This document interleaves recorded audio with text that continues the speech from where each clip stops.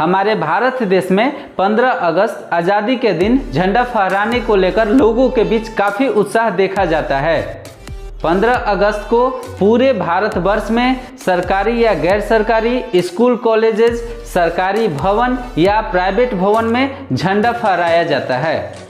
लेकिन भारत सरकार के तरफ से 26 जनवरी 2002 ध्वज संहिता के अनुसार झंडा फहराने को लेकर कुछ नियम बनाए गए हैं तथा अभी उसमें कुछ बदलाव भी किए गए हैं, जिसके बारे में आपको जानना जरूरी है। चलिए इस चीज़ को हम जान लेते हैं।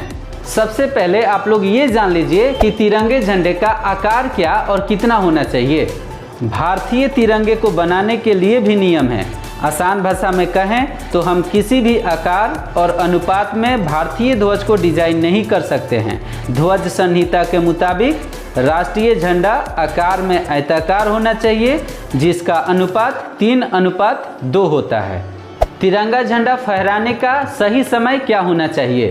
पहले तिरंगे को सूर्योदय से सूर्यास्त तक फहराने का नियम था, लेकिन यह बदलकर अब दिन और रात कभी भी तिरंगा फहराया जा सकता है।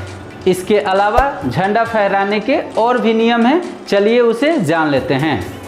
तिरंगा झंडा फहराते हुए खास ध्यान रखना चाहिए कि इसका केसरिया रंग ऊपर की ओर ही हो।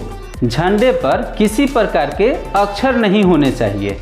झंडे को बांधते समय ध्यान रखना चाहिए कि वो किसी तरह से क्षतिग्रस्त न हो।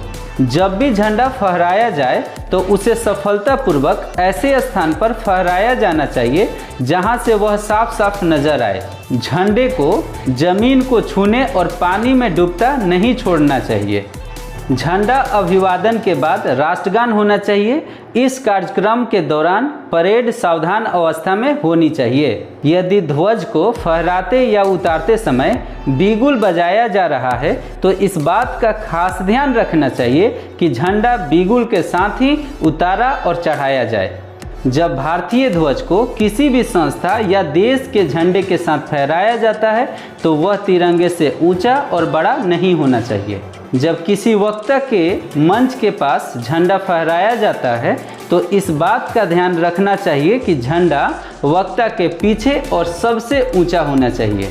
किसी भी व्यक्ति या वस्तु को सलामी देने के लिए भारतीय ध्वज को नहीं झुकाना चाहिए। हालांकि किसी कारणवश यदि सरकार सार्वजनिक आदेश देती है तो इसे आधा झुकाया जा सकता है। तिरंगे का इस्तेमाल किसी पोशाक, रुमाल या वर्दी के लिए नहीं किया जा सकता है। झंडे का प्रयोग कभी भी किसी भी प्रतिमा या स्मारक को ढकने के लिए नहीं करना चाहिए। झंडे का प्रयोग कभी भी सजावट या पताके के लिए प्रयोग नहीं करना चाहिए। फटा हुआ या मैला कुचैला झंडा नहीं फहराया जाना चाहिए। किसी व्यक्ति या वस्तु के अभिवादन के लिए झंडे को नीचे नहीं किया जा सकता है।